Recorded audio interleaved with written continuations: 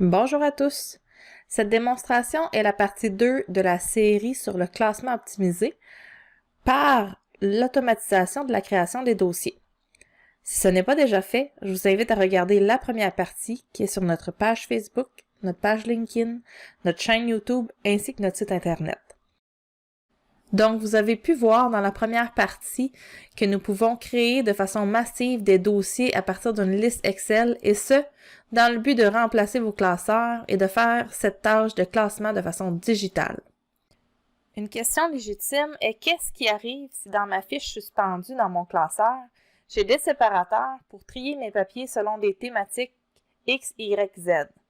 Est-ce qu'on peut créer des sous-dossiers selon ces mêmes thématiques dans les dossiers créés massivement?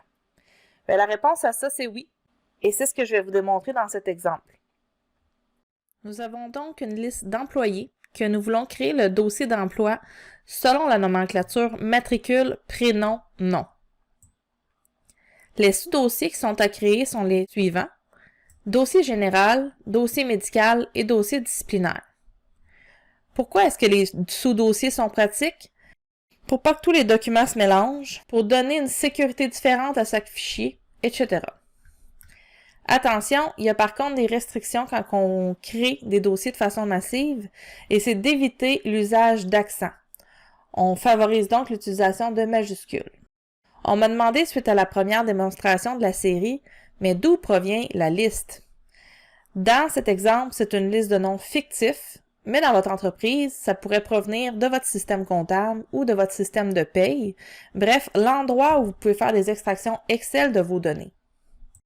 On revient donc à la liste. Ce sont 1000 employés pour lesquels on veut créer le dossier global qui contient 3 sous-dossiers selon l'arborescence qu'on a choisi. Vous voyez l'endroit où que je veux que ces dossiers apparaissent, c'est présentement vide. Une fois que l'outil s'est exécuté, vous pouvez voir qu'il y a 1000 dossiers créés avec les 3 sous-dossiers à l'intérieur de chacun de ces 1000 dossiers. Ce sont donc 4000 dossiers qui ont été créés par l'outil. Si vous voulez vous lancer dans le classement numérique et que vous avez besoin d'aide avec la création des dossiers, contactez-nous, il nous fera plaisir de vous assister.